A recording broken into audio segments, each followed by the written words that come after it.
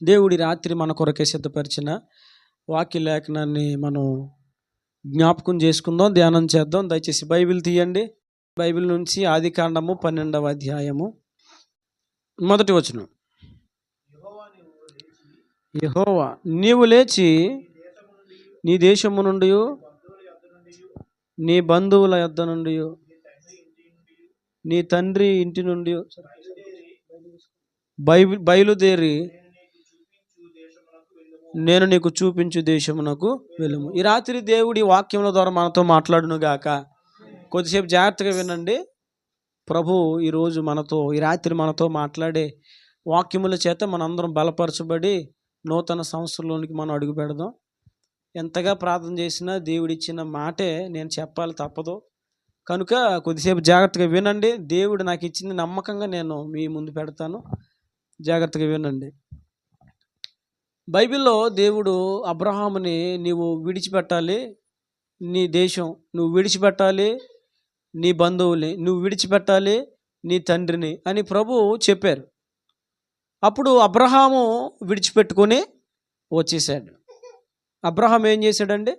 విడిచిపెట్టుకొని వచ్చాడు. దేవుడు విడిచిపెట్టుకోమన్నట్టుగానే విడిచిపెట్టుకొని వచ్చాడు. మీరు గమనించండి, బైబిల్లో దేవుడు భక్తులైన వారిని, తన బిడలైన వారిని, తన బిడలు కాకపోయినా అవిధేయంగా బ్రతుకుతున్న వారిని దేవుడు చాలాసార్లు విడిచిపెట్టుకోమన్నాడు. అంతేకాదు, ఆయనను ఆశ్రయించిన ప్రతి ఒక్కరిని కూడా దేవుడు విడిచిపెట్టుకోమంటాడు.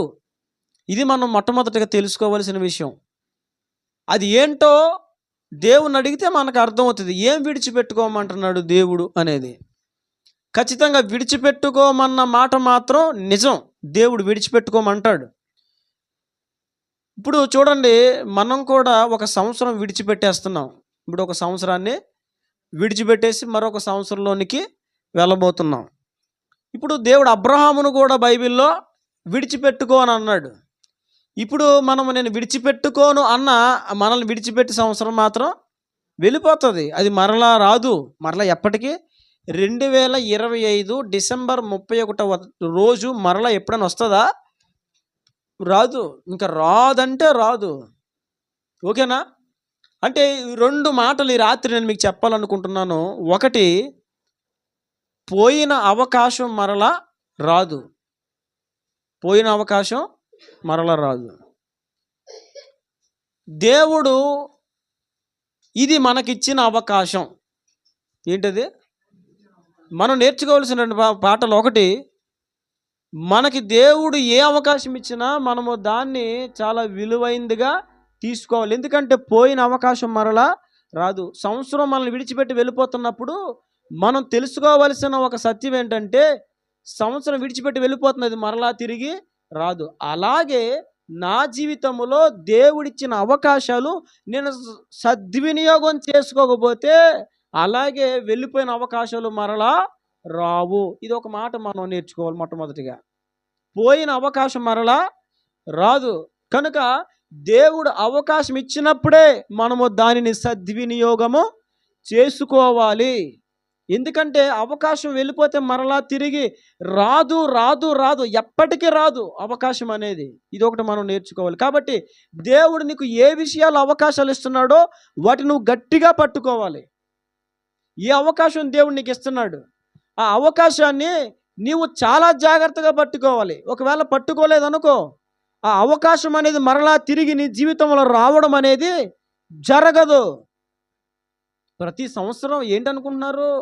ప్రతి సంవత్సరం కూడా దేవుడు మనకిస్తున్న ఒక అవకాశం. అందుకే బైబిల్ రాయబడింది, సంవత్సరమును నీ దయా కిరీటము ధరింపజేసావు. దయా అంటే ఛాన్స్, అవకాశం. ప్రతి సంవత్సరం ఒక అవకాశముగా దేవుడు మనకి ఇస్తున్నాడు. కాబట్టి నీ జీవితంలో ఇప్పటి వరకు ఆత్మీయంగా బలపడడానికి, దేవుని పని చేయడానికి, ప్రార్థించడానికి వచ్చిన ఎన్ని అవకాశాలను పోగొట్టేసుకున్నా దేవుడు మరొక అవకాశాన్ని నీకు ఇస్తున్నాడు. ఇప్పటి వరకు దేవుడు నీకు ఇచ్చిన అవకాశాలను ఒకవేళ నువ్వు వదిలేసుకున్నావేమో, ప్రార్థించడానికి, దేవుని సన్నిధికి రావడానికి, భక్తి చేయడానికి, వాక్యం చదవడానికి దేవుడు ఎన్నో అవకాశాలు, అనుకూలతలు నీకు ఇచ్చాడేమో. అయితే నువ్వు వాటిని సద్వినియోగం చేసుకోలేదేమో. దుర్వినియోగపరుచుకున్నావేమో. అయితే దేవుడు నీకు నూతన సంవత్సరం మరొక అవకాశం ఇస్తున్నాడు. ఆ అవకాశాన్ని నువ్వు విలువైందిగా భావించి ఏ అవకాశం కూడా నూతన సంవత్సరం నువ్వు చేజార్చుకోకుండా నడుచుకో నూతన సంవత్సరంలో. ఓకేనా? ప్రతి సంవత్సరము దేవుడు మనకిస్తున్న ఒక అవకాశం. ఆ అవకాశాలు మనము చేజార్చుకోకూడదు.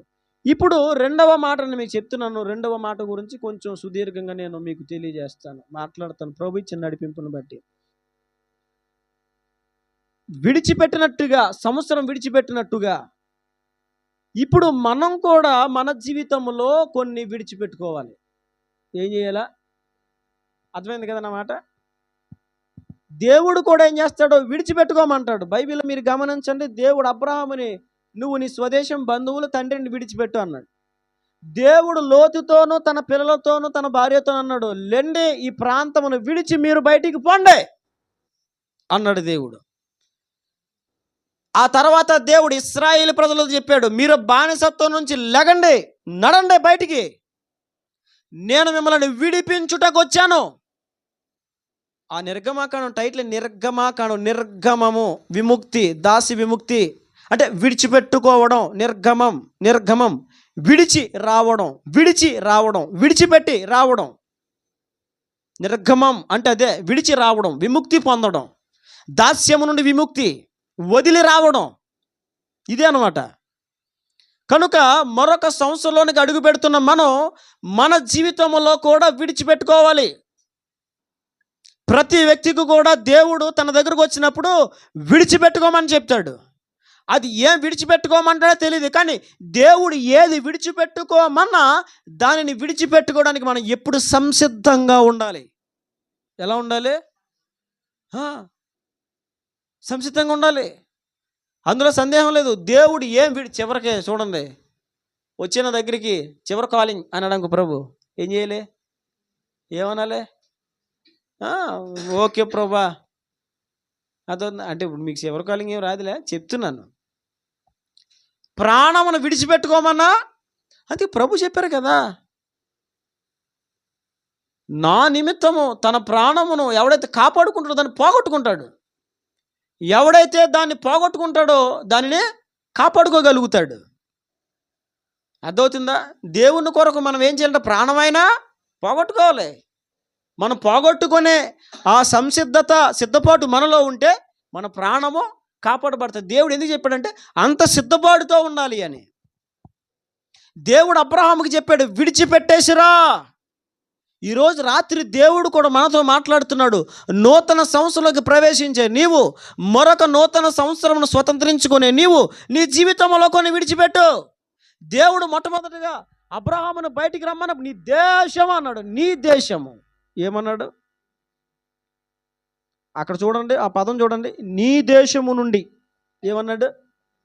నీ దేశము నుండి నేను చూపించు దేశానికి నువ్వు వెళ్ళు, అప్పుడు ఆ దేశము నీకు దేశంగా ఇస్తాను. ఈ రాత్రి గమనించాలి, మనం కూడా మన జీవితంలో సంవత్సరములు దాటే కొలది సంవత్సరం మనం విడిచిపెడుతున్నప్పుడు, సంవత్సరములు మనల్ని విడిచిపెడుతున్నట్టుగా మనం కూడా మన జీవితంలో కొన్ని వదులుకోవాలి. దేవుడు అన్నాడు మొట్టమొదటి, నీ దేశం విడిచే బాబు అన్నాడు. ఏమన్నాడు? దేశం విడిచిపెట్టే. దీని యొక్క ఆత్మీయ భావము మనం గమనించాలి. దేశం విడిచిపెట్టాలి అంటే ఈ రోజున ఇక్కడ కూడి ఉన్న మనం మన దేశాన్ని విడిచిపెట్టవలసిన అవసరం లేదు, కానీ దేశ సంబంధమైన కొన్ని ఆచారాలు, హేయక్రియలు, పద్ధతులు, నియమాలు, కట్టుబాట్లు మనము విడిచిపెట్టుకోవాలి. నూతన సంవత్సరానికి మనం వెళ్తున్నప్పుడు మనము మన జీవితంలో అవే పాత పద్ధతులు, అవే కట్టుబాట్లు, అవే నియమాలు, అవే ఆచారాలు, అవే ప్రణాళికలు, అవే కట్టడలు, అవే నియమాలు అనుసరిస్తూ మనం ప్రయాణం చేస్తే నూతన సంవత్సరంలోకి అదే ఆలోచనలు, అవే కట్టుబాటులో ప్రవేశించడం ద్వారా మనకు కలిగే మేలేమి లేదు. ఈ రాత్రి దేవుడు మనతో మాట్లాడేది ఏంటంటే, నూతన సంవత్సరంలోకి వెళ్ళే నీవు కొన్ని లోక సంబంధమైన, దేశ సంబంధమైన సాంప్రదాయాలు, ఆచారాలు, కట్టుబాట్లు విడిచిపెట్టుకో. దేవుడి రాత్రి మనతో చెప్తున్న మాట. ఇప్పుడు మనం దేశం విడిచిపెట్టాల్సిన అవసరం లేదు, కానీ మనం ఏం చేయాలి? దేశ సంబంధమైన కొన్ని నియమ నిబంధనలు. చూడండి, గవర్నమెంట్ వారు నియమించిన కట్టుబాట్లు పద్ధతులు మనం పాటించాలి. మీరు జాగ్రత్తగా వినాలి. మనం ఏం చేయాలి? పాటించాలి. వాళ్ళు చెప్పారు, ఏయ్ ఇండియా భారతదేశం వాళ్ళు వెళ్ళే వాళ్ళు ఎడం వైపున వెళ్ళాలి, అటు నుంచి వచ్చేవాళ్ళు కుడివైపు నుంచి వస్తారు, నువ్వు పోయేటప్పుడు ఎడం వైపు నుంచి పో. ఇది రూలు మన భారతదేశంలో. అమెరికాలో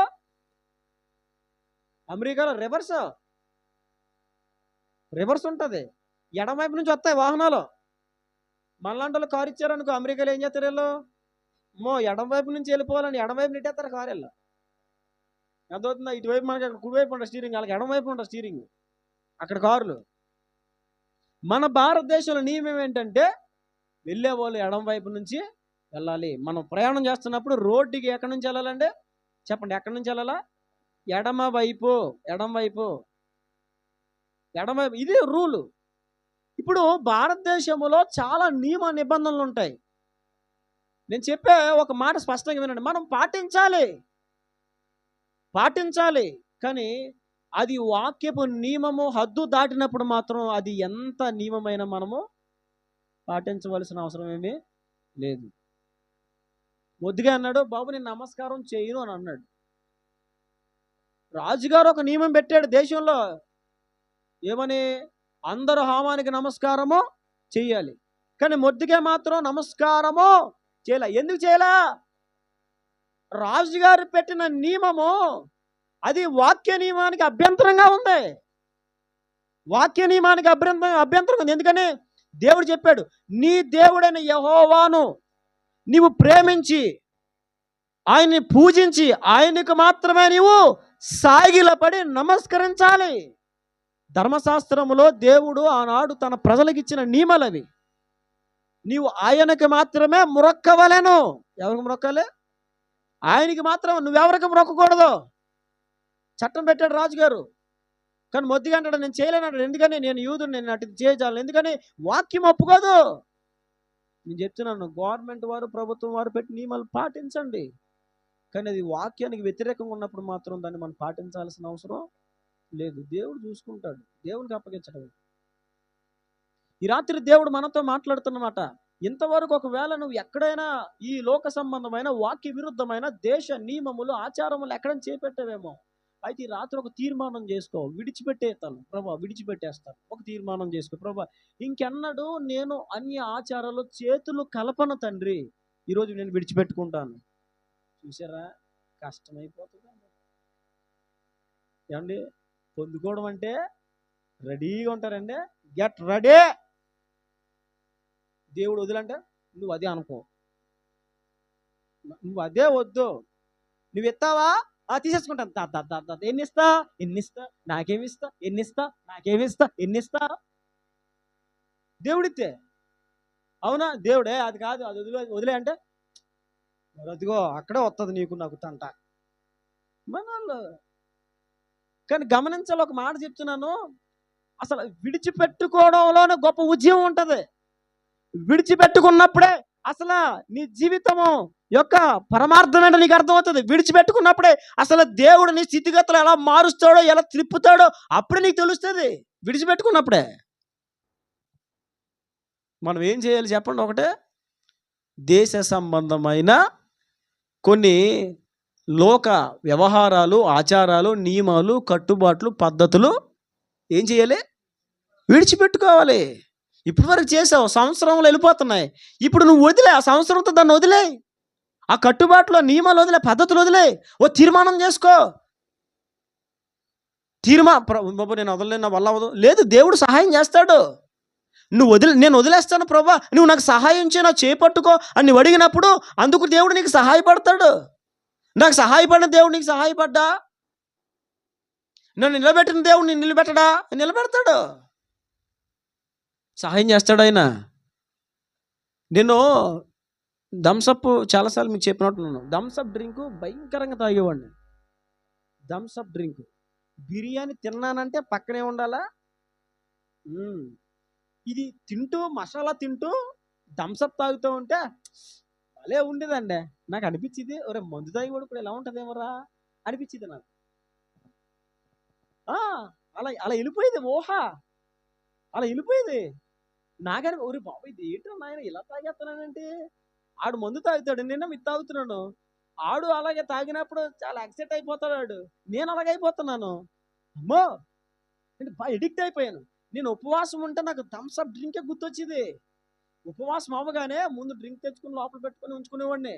ఉపవాసం అవ్వగానే డ్రింక్ ఎత్తా ఎయ్ ఎయ్ ఎయ్ 4 గ్లాసులు లేపేసేవాడిని అంతే. నన్ను చూసిన వాళ్ళు అల్లిపోయేవారు. ఉపవాసం అయ్యాక 4 గ్లాసులు థమ్స్ అప్ డ్రింక్ తాగుతా. అబ్బో, పేగులు ఏమైపోతాయి, కడుపు ఏమైపోద్ది, ఏమాదా లాగేసేది ప్రాణం దాని మీదకి. అంత ఎడిక్ట్ అయిపోయాను. అంటే చిన్న ఉపమానం, ఒక ఉదాహరణ చెప్తున్నాను. దేవుడు సహాయపడతాడు.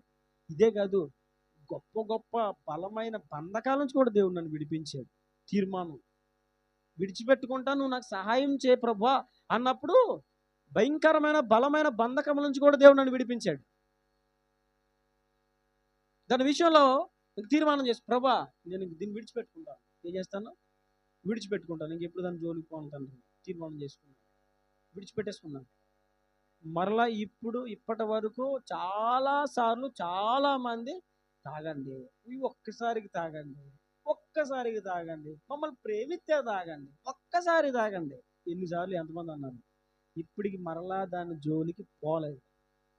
నేనైతే నిలబడలేను, కానీ ఎవరు నిలబెట్టారు? అర్థమవుతుందా? మన కష్టమే, కానీ నువ్వు ప్రభు సహాయం అడిగినప్పుడు ప్రభు నీకు సహాయం చేస్తాడు. ప్రభు నన్ను విడిచిపెట్టుకోవాలి. ఎందుకో చెప్పనా? ఇప్పుడు విడిచిపెట్టుకోకుండా మనం ఎలా ముందుకు సాగలం? అబ్రహాము దేశము నీ దేశం అన్నాడు దేవుడు. అక్కడ పిల్లల విషయంలో మాట్లాడినప్పుడు నీ కుమారుడు నీవు ప్రేమించు ఇస్సాకు అంటాడు దేవుడు. నీది నీది అంటాడు, గుచ్చి గుచ్చి మాట్లాడతాడు దేవుడు. అంటే నువ్వు ఎలా రెస్పాండ్ అవుతావు, నువ్వు ఎలా రెస్పాండ్ అవుతావు అని. కానీ అబ్రహాము జీవితంలో చూడండి, అన్ని విడిచిపెట్టుకోవడమే, అన్ని విడిచిపెట్టుకోవడమే. అబ్రహాము జీవితం చూడండి, అన్ని విడిచిపెట్టుకోవడమే. అలా విడిచిపెట్టుకున్నందుకు అబ్రహాం ఏం తక్కువ అవ్వలేస్తున్నా గుర్తుపెట్టుకోండి. నువ్వు దేవుని కొరకు ఎన్ని విడిచిపెట్టుకున్నా నీ బతుకులో ఏది తక్కువ అవ్వదు. నీకు ఇచ్చే దేవుడు నీకు ఇస్తాడు, నీకు రావాల్సింది నీకు వస్తుంది. దేవుడు నీకుంచిన ఆ స్వాస్థ్యం బహుమానం నీకోసం కేటాయించుతాడు, నీకు రావాల్సింది నీకు ఇస్తాడు ఆయన. దేవుడు విడిచిపెట్టుకోమన్నప్పుడు నువ్వు విడిచిపెట్టుకుంటే నీకు సిద్ధపరిచిన దేవుడు నీకు ఇస్తాడు. విడిచిపెట్టుకున్నందుకు అబ్రహాముకి దేవుడు ఏం తక్కువ చేయాలా? అబ్రహాము గురించి రాయబడిన మాట, అతడు వెండి బంగారములు సంపదలు కలిగి బహు గొప్పవాడయ్యాడు. ఎవరో దేవుని కొరకు అన్ని విడిచిపెట్టుకున్న వ్యక్తి గొప్పవాడే. ఇప్పుడు అలా అయిపోయాడు. విడిచిపెట్టుకుంటూ అవుతావు మరి గొప్పవాడివి. ఈ కొన్ని నియమాలు కట్టుబాట్లు పద్ధతులు విడిచిపెట్టుకోవాలంటే అమ్మో మొహమాటం, అమ్మో మేము అంటారు, బాగోదు, రారు, చేయరు. నువ్వు విడిచిపెట్టుకో. ఈ పాత సంవత్సరం వెళ్ళిపోతున్నట్టుగా నీవు కూడా కొన్ని నియమాలు, లోక సంబంధమైన అన్ని ఆచారాలు, నిబంధనలు, వాక్య విరుద్ధమైన నియమాలు, కట్టుబాట్లు నువ్వు వదులుకో. కంప్లీట్గా వదులుకో. ఒక తీర్మానం చేసుకో, ప్రభు నేను వదిలేస్తాను. ఇది ప్రభు నీకు సహాయపడతాడు. ఎక్కడికి వెళ్ళినా చెప్పు, ఏమండి మీరు మాకు చెప్పారు ప్రేమించి వస్తాం, ఇబ్బంది ఏం లేదు, కానీ నేను చేతులు కలపలేను చెప్పు, ఇబ్బంది ఏముంది. కానీ ఈ రోజున ఎంత బాధాకరమైన విషయం తెలుసా? ఒక పెద్ద సేవకులు పేరు చెప్పంలే, పేరు చెప్పడం సబబు కాదు. ఇప్పుడు పాస్టర్లు దెబ్బలాడుకున్నట్టు ఉంటుంది. మంచి సేవకుడు ఆయన. నేను షాకింగ్ ఒక న్యూస్ చూశాను ఛానల్లో, ఒక క్లిప్ చూశాను. క్రిస్మస్ సెలబ్రేషన్ జరుగుతున్నాయి. వీళ్ళు క్రిస్మస్ సెలబ్రేషన్లో అది ట్రక్ వే అనేది మాట్లాడుకుని చక్కగా చాలామంది, పెద్ద సంఘం ఉంది, చాలా వేల మంది సంఘం, అందరూ వెళ్ళిపోతున్నారు. వెళ్ళిపోతా ఉంటే నేను చూస్తున్నాను, వాళ్ళు ఏం పాటలు పాడుతున్నారు ఏంటో చూస్తున్నాను. చూస్తూ ఉంటే అని పాడుతున్నాయి. ఏంటయ్యే చెప్పండి, ఏంటండి అయ్యా చెప్పండి, చెప్పరా మరి? తారాసింగ్ అంటున్నారు ఏంటి? తారాజువ్వలు ఏమండి? ఇప్పుడు క్రైస్తవుల నియమం అండి, తారాజువ్వలు, పెట్టేపుకాయలు, చిచ్చుబుడ్లు అని అంటాను, అంతేనండి? నాకు తెలియదని ఒక పొరపాటు చెప్తే గమని చెప్పండి, అంతించండి.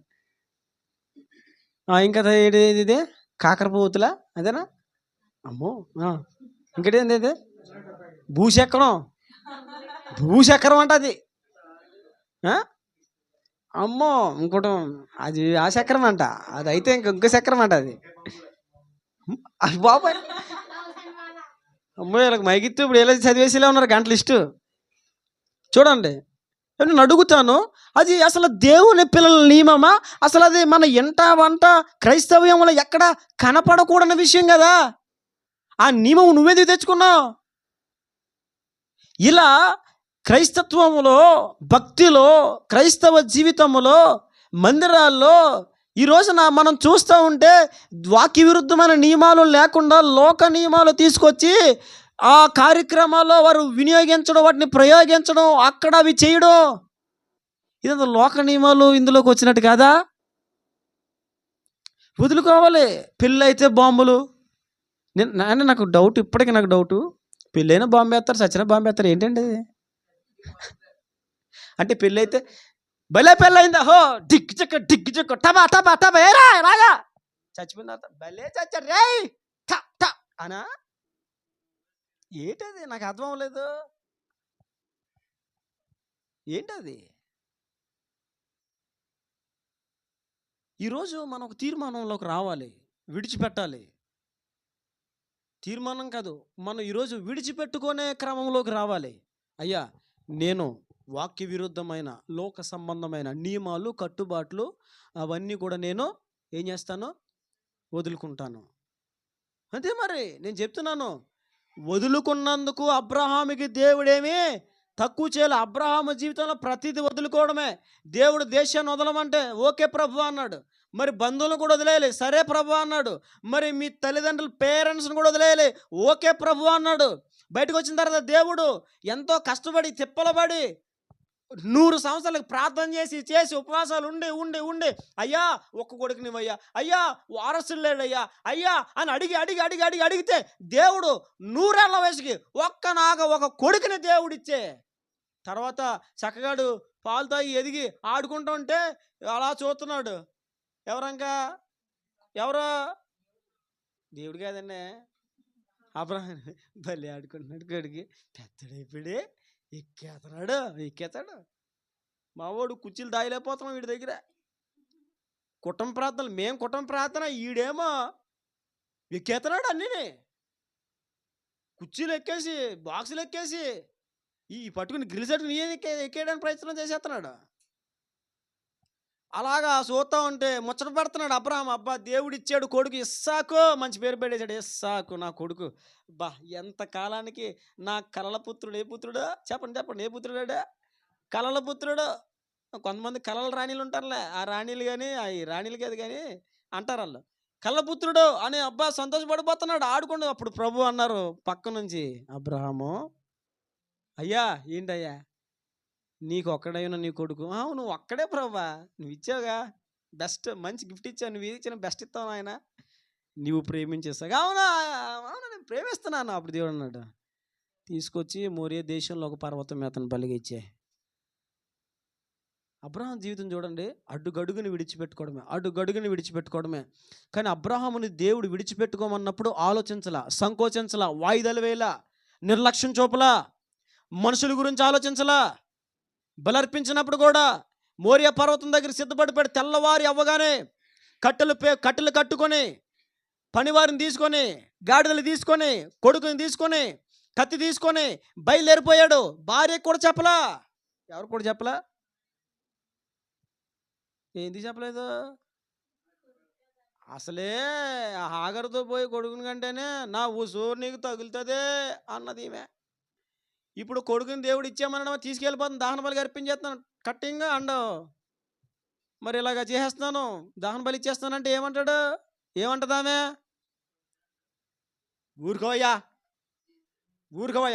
చాలు కానీ ఆప. బుద్ధి జ్ఞానం లేదండి. దేవుడు మాట్లాడాడు నీతోనే, ఇచ్చాము దేవుడు చెప్తాడండి నీకు, ఆగాగిలే చాలుగానే.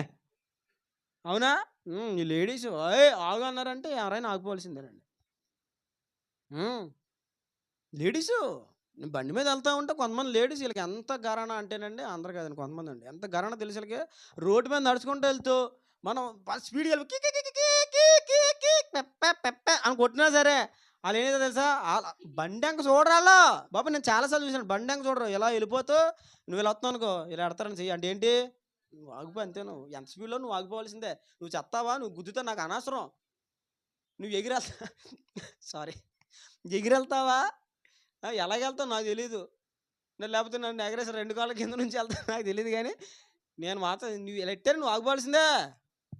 అరే నేను చూసినప్పుడు ఏం గారణ, నేను చూస్తూ ఉంటాను, ఏం గారనారా బాబు వీళ్ళక, ఏం గారనారా అనుకుంటాను నేను. అవునా కదా. ఇప్పుడు కనుక అబ్రహాం గారు ఆమె దగ్గరికి వెళ్ళి, అమ్మా మై డియర్ వైఫ్, మరి దేవుడు కొడుకుని మనకి ఇచ్చాడు కదా, దేవుడు కొడుకు మరి ఇచ్చాడు, కొడుకుని ఇచ్చేస్తావా, ఆడి ప్రాణంలో నా ప్రాణము చెప్పండి, పెన వేసుకుపోయి ముడి పెట్టబడి ఉన్నదే, నువ్వేం చేస్తావా, మళ్ళీ దేవుని దగ్గరికి వెళ్ళాడు ఒకసారి. దేవుడు ఒకవేళ కొడుకుని కాకుండా ఏమన్నా బలిసిన కోరిని అడుగుతాడేమో. అందుకనే అబ్రహాము చెప్పకుండా వెళ్ళిపోయాడు. నేను చెప్పాలనుకున్న విషయం ఏంటంటే, సారం ఏంటంటే, అబ్రహాము దేవుడు విడిచిపెట్టుకోమన్నప్పుడు భార్య ఏమంటుంది, పిల్లలు ఏమంటారు, తోబుట్టోలు ఏమంటారు, బంధువులు ఏమంటారు, దేశం ఏమంటుంది, గ్రామం ఏమంటుంది, ఇరుగు పొరుగు ఏమంటుంది, ఇంకేమీ లేదు. విడిచిపెట్టుకోమంటే విడిచిపెట్టుకోవడమే. మన వాళ్ళు చాలామంది విడిచిపెట్టుకోమంటే వాళ్ళేమంటారో వీళ్ళేమంటారో వీళ్ళేం చేస్తారో ఈ ఆలోచన సరిపోతే చాలామందికి. లేదు, నువ్వు అవన్నీ చూడకు, దేవుడు వదలమన్నప్పుడు వదులంతే, నువ్వేమి చూడక ఇంకా. అదేదైనా సరే వదులుకో. నూతన సంవత్సరం నేను కూడా ఒకటి వదులుకోవాలనుకుంటున్నాను. వ్యక్తిగతంగా, వాక్యపరంగా చెప్పలేదు, వ్యక్తిగతంగా ఎవరితో ఎక్కువగా ఏలోకోలంగా మాట్లాడకూడదు అని ఒక నిర్ణయంలోకి వస్తున్నాను. ఇప్పుడు ఆ యాంగిల్ వదిలేయబోతున్నాను. వ్యక్తిగతంగా చెప్తున్నా, వాక్యపరం ప్రక్కన పెట్టేసేయండి, చేసుకుంటాను. ఇప్పుడు ఏంటిది బిగిసిపోయినాడేంటినా, ఏంటి మధ్యలో తగ్గించాడు మాటలో, ఎవరేమనుకున్నా కాదు. దేవుడు నాకు ఇచ్చిన ప్రేరేపణ ప్రకారంగా నేను, ఎందుకని దేవుడు నాతో మాట్లాడుతున్నాడు, ఎప్పటి నుంచో దేవుడు కొడుతున్నాడు నా గుండె, నువ్వు అది తగ్గించో, నేను ఇంకా పైకి లేపుతాను, తగ్గించో, లేపుతాను, తగ్గించో, నా శక్తితో నింపుతాను, తగ్గించో, నేను బలపరుస్తాను. దేవుడు నాతో మాట్లాడుతున్నాడు, ఐఎమ్ రెడీ వదులుకోవడానికే. ఈ రాత్రి దేవుడు నిన్ను ఏది వదులుకోమన్నా వదులుకో, నువ్వు సిద్ధమేనా? ఏదైనా సరే. ఇందాక యథార్థమైన సంఘటన, ఇందాకని కాదు కానీ చాలాసార్లు జరిగింది. ఇందాక అడు పడిపోయినప్పుడు నాకు బాధ అనిపించింది, అరే వీడికి ఎన్ని దెబ్బలు తగులుతున్నాయి, అన్ని తలకే తగులుతున్నాయి అని బాధ అనిపించింది. ఒకవేళ వీడు చచ్చిపోతే ఆలోచన వచ్చింది, ప్రభువా నేను ఒకటే చెప్పాను ప్రభుతో కూర్చొని, ఆడు చచ్చిపోయినా నిన్ను ప్రేమించడం మానో, నిన్ను అనుసరించడం మానో చెప్పేసాను. దేవునితో హృదయంలో మాట్లాడుకున్నాను ప్రభుతో. ఎందుకో తెలుసా, దేవుని కోసం ఏదైనా గట్ రెడీ. నేను చెప్తున్నాను కదా, బహిరంగంగా చెప్తున్నాను. అసలు నేను ఇంకా ఆలోచించడం, ఒకవేళ తీసుకుంటే ఆయన చిత్తం, ఉంచుతాడు, తీసుకుంటాడు. నేను చెప్పడమే కాదు, లైవ్లో జరిగినా అదే మీరు చూస్తారు. ఎందుకో తెలుసా, దేవుడు విడిచిపెట్టుకోమన్నప్పుడు ఏదైనా విడిచిపెట్టుకోవాలి. ఈ రాత్రి నువ్వు ఆలోచించు. నేను ఎందుకు చెప్తున్నానో చెప్పనా, నీవు అన్య సంబంధమైన విషయాల్లో నువ్వు పాలు పంపులు పొంది నువ్వు చేతులు పెట్టావనుకో, ఏమవుతుందో చెప్పనా, నువ్వు ఆత్మీయంగా వర్ధిల్లలేవు. ఏమవ్వలేవు? నువ్వు ఆత్మీయంగా వర్ధిల్లాలి అంటే నువ్వు వాటికి దూరంగా ఉండాలి. అంతేకాదు, నువ్వు వాటిలోనే ఉంటే ఇతరులకు మాదిరి చూపలేవు. ఏం చూపలేవు? నిజం. నా కట్ చేసిన కేకు ఒక ఆయన పంపించారులేండి. కట్ చేసిన కేక్ ఒకటి పంపిస్తే, నేను అప్పుడే కాదు, నేను చాలాసార్లు చెప్తాను, నా భార్య ఇచ్చినా పిల్లలు ఇచ్చినా తినండి అంటే నేను తిన్నాను. అంటే నేను తింటే నాకు ఏదో అయిపోద్దాను కాదు, పక్కన తినొద్దని నేను చెప్పట్లే. కట్ చేసింది ఎవరు పంచితే తింటే తిన్నాను, అది మీ ఇష్టం. కానీ నేనేంటంటే, నేను ఒకటే చెప్తాను, ఇప్పుడు ఒక విషయాన్ని నేను వాక్యానుసారంగా ఖండించినప్పుడు దానికి పూర్తిగా నేను దూరంగా ఉంటాను అంతే. నేను అది కాదు అన్నప్పుడు నేను దాన్ని తినడం కూడా చేయకూడదు, పూర్తిగా కంప్లీట్ కట్ చేయాలి. నేను ఎందుకు చెప్తానంటే, విడిచిపెట్టుకోవడం అంటేదే. అబ్రహాములా ఈ రాత్రి నువ్వు రెడీగా ఉన్నావా? దేవుడు ఏది వదలమంటే వదులుతావా? కొడుకుని దేవుడు ఇచ్చామంటే అబ్రహాము మారు మాట మాట్లాడలే. మీరు బైబిల్లో చూడండి, ఒక్క మాట ఎక్స్ట్రా మాట్లాడా, ప్రభు ఒక్కసారి ఏమన్నా చూసుకుని ఆలోచించయ్యా అని అన్నాడా? ప్రభు ఒకసారి కొంచెం పెద్ద హృదయం ఆయన అసలే పెద్ద హృదయం, ఇంక పెద్ద హృదయం చేసుకునేది ఏంటిది? అవునండి. అంటే విడిచిపెట్టుకొనే ఆ తత్వం అతనిలో ఎంత ఇమిడిపోయిందో నరనరాల్లో. దేవుడు ఏదంటే అది వదిలేస్తాడంతే. ఏదంటే అది. బాబాయ్ ఉందా? నేను అడుగుతున్నాను. అంత విడిచిపెట్టుకునే ఆ యొక్క అనుభవం ఉందా? విడిచిపెట్టుకోవడం. ఈ రాత్రి మనలను ఈ 2025వ సంవత్సరం విడిచిపెట్టేసినట్లుగా మనం కూడా మన జీవితంలో కొన్ని లోక సంబంధమైన పద్ధతులు, నియమాలు, కట్టుబాట్లు వదులుకో. నేను చెప్తున్నాను, వదులుకుంటే ఆత్మలో వర్ధిల్లుతాం. ఇది గుర్తుపెట్టుకోండి. ఎందుకని మనము లోకానికి వేరై బ్రతకాలి అని అపోస్తులు కూడా ఆనాడు బోధించారు. మనకు ఆ వాక్య రెఫరెన్స్లన్నీ కొత్త నిబంధనలు ఇప్పుడు సమయం కాదు, నేను చెప్తున్నాను. అదవుతుందండి. దేవుడు విడిచిపెట్టుకోమంటాడు. రెండవది అక్కడ దేవుడు మాట్లాడేదంటే బంధువులను విడిచిపెట్టుకో. ఏమన్నాడు? బంధువులు. వాస్తవంగా మనలో ఎక్కువగా పనిచేసేది ఏంటంటే బంధు ప్రీతి. ఏ ప్రీతి అది?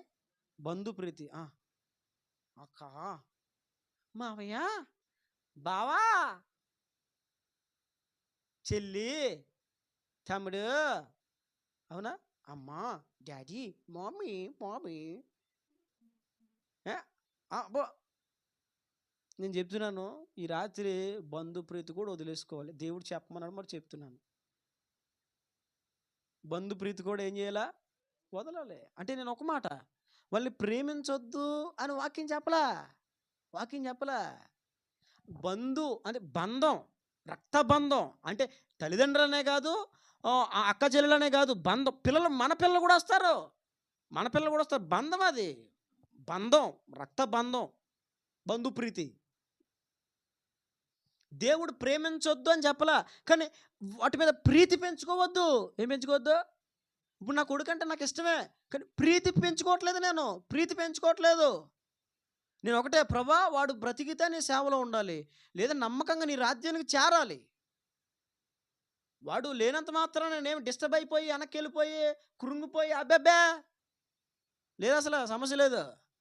Get ready. దేవుడు వదులుకోమన్నప్పుడు అది ఏమైనా సరే అంతే. చూడండి, వాళ్ళని ప్రేమించొద్దు, వాళ్ళతో మాట్లాడొద్దు, వాళ్ళ దగ్గరికి వెళ్ళొద్దు, ప్రేమ పంచొద్దు, ఆప్యాయత చూపించొద్దు అని చెప్పట్లా. దేవుడు అంటాడు, ఈ రాత్రి ప్రీతి వదులుకో, మమకారం వదులుకో. అంటే ఏంటి? అమ్మో, మీరు లేకపోతే నాకు చాలా దుఃఖంగా ఉంటుందండి, మీరు లేకపోతే నాకు రాత్రి అంతా నిద్ర పట్ల తెలుసా, అది వద్దంటాను నేను.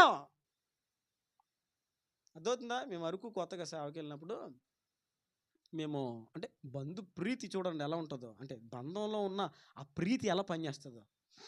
మా నాన్నగారు మమ్మల్ని దించేసి అరకులో మమ్మల్ని ఇద్దరిని వదిలేసి వచ్చేసారు. మా నాన్నగారు వచ్చినప్పుడు జాతకు ఉన్నాను అని చెప్పేసి బాగానే వచ్చేసారు. వచ్చేసిన తర్వాత మా నాన్నగారు వాళ్ళు ఇంటికి వెళ్ళిపోయారు.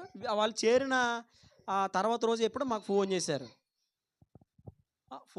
ఫోన్ చేయకముందు ఇంట్లో జరిగిన సంఘటన ఏంటంటే, మేము ఒక 3 నెలలు మా ఇంట్లోనే ఉన్నాం. ఒక గదిలో, ఇటువైపు గదిలో మా నాన్నగారు మా అమ్మగారు ఉండేవారు, ఇటువైపు గదిలో నేను నా భార్య ఉండేవాళ్ళు. నేను ఆ గదిలో ఎక్కడున్నా మన పని ఏముంది, ప్రార్థన చేసుకోవడం. మన పెద్ద బిజీ షెడ్యూల్ ఏం కాదు. ప్రార్థన చేసుకోవడం, వాక్యం చదువుకోవడం, ఆ ఇంట్లో ఏమైనా చిన్న చిన్న పనులు ఉంటే చేయడం, ఇదే నా పని. ఇంకా అంతకుమించి నాకు పని ఏమీ లేదు. ఇప్పుడు కూడా అంతే. అయితే ఖాళీగా ఉండి బైబిల్, ప్రార్థన, పని ఏమైనా ఉంటే అంతే, అంతకుమించి మనకేముండదు. మేము ఆ గదిలోనే నేను నా భార్య ఇద్దరం కలిసి ప్రార్థన చేసుకోవడం, అది వ్యక్తిగత నేను ప్రార్థన చేసుకోవడం, బైబిల్ చదువుకోవడం, ఇలా గదిలోనే మెస్లో. మా నాన్నగారు ఎప్పుడు వచ్చినా మేము అక్కడ ఉండేవాళ్ళు, ఆ గదిలో. సడన్గా మా నాన్నగారు ఇంటికి వెళ్ళి అది మామూలుగా మమ్మల్ని దించేసి వచ్చేసారు. గదిలోకి వెళ్ళగానే మేము కనబడకపోయేసరికి, గదంతా ఖాళీ అయిపోయేసరికి మా నాన్నగారు చాలాసేపు ఏడ్చారు. అదే సమయంలో నాకు ఫోన్ చేసి నాన్న అన్నారు. నేను డాడీ ప్రైజ్లో డాడీ అని అన్నా. మా డాడీకి ఇంకా మాట రావట్లే. మా నాన్నగారికి చాలాసేపటికి అసలు మా నాన్నగారు ఏడడం చాలా తక్కువ అండి. మా నాన్నగారు ఏడు చూడాలని రికార్డ్ బ్రేక్. అసలు ఏడడం చాలా తక్కువ మా నాన్నగారు చాలా రఫ్గా ఉంటారన్నమాట. ఎప్పటికీ చాలా ధైర్యం ఎక్కువ మా నాన్నగారికి. చాలా హార్డ్గా ఉంటారు మా నాన్నగారు. ఎప్పటికీ దేనికి భయపడరు. నాకంటే ఇప్పుడు నేను పెద్ద ఏం కాదు, నాకంటే మా నాన్నగారికి చాలా ధైర్యం ఎక్కువ. ఇప్పటికే మామూలు ధైర్యం కాదు మా నాన్నగారికి. మా నాన్నగారు ఫోన్లో చాలాసేపు అలా ఉన్నారు. నాకు అర్థమవుతుంది మా నాన్నగారు ఏడుస్తున్నారని. మా నాన్నగారు అన్నారు, నాన్న జాగ్రత్తగా ఉండండి రా, ఎవరు లేరు, మేమే ఉన్నాము అని ఎప్పుడు అనుకోవద్దు. దేవుడు ఉన్నాడు, ఎవరు వదిలేసినా దేవుడు వదలడు అని చెప్పి ఆ మాట మా నాన్నగారు మాట్లాడడానికి చాలా టైం పట్టింది. నేను అంటాను అది వదిలేసుకోమంటాను ప్రీతి.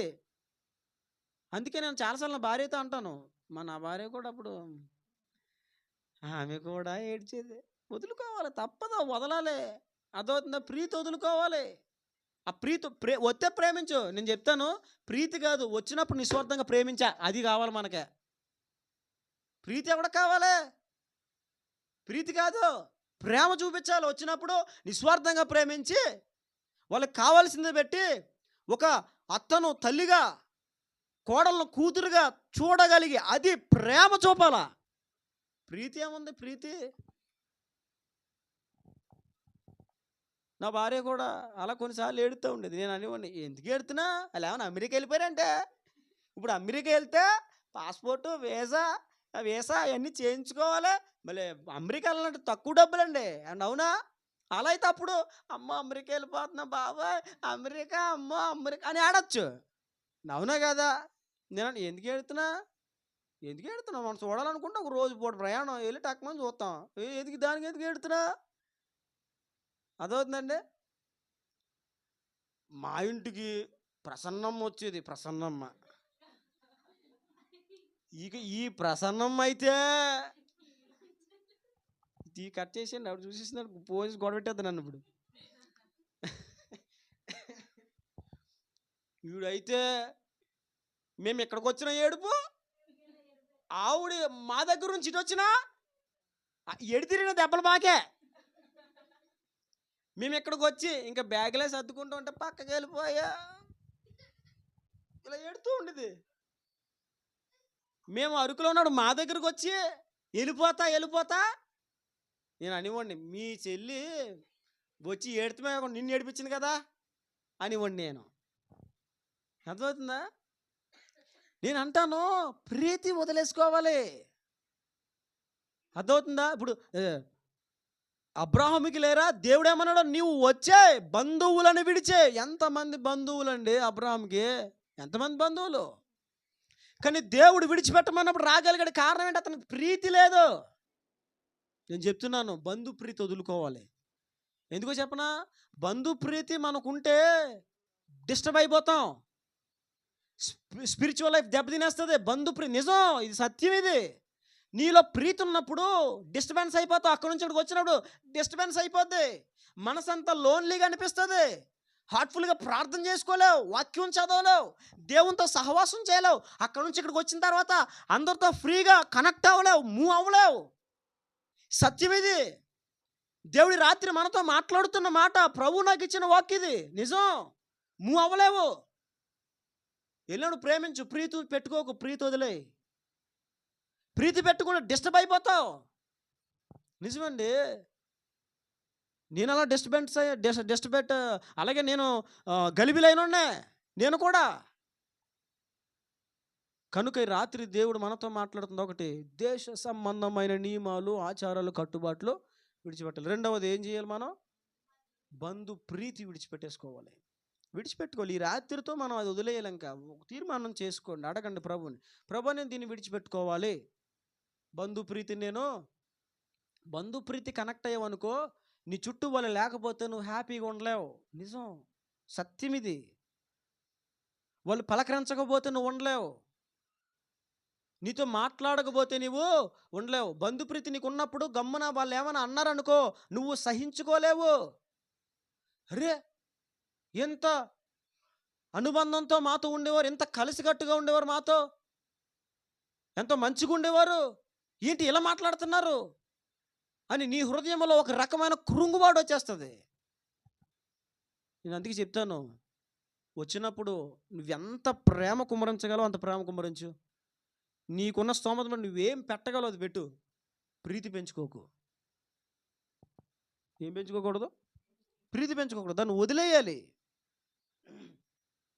అందుకే బైబిల్లో కూడా చూడండి, మత్తయి సువార్త ప్రభు చెప్పిన మాట, మత్తయి సువార్త 10:37 వచ్చిన, మత్తయి సువార్త 10:37, మత్తయి సువార్త 10:37. తండ్రినైనను తల్లినైనను నాకంటే ఎక్కువగా ప్రేమించువాడు నాకు పాత్రుడు కాదు. చూసారా, అక్కడ ఏమన్నారు ఆయన? తల్లినైనను తండ్రినైనను నాకంటే ఎక్కువగా ప్రేమించువాడు.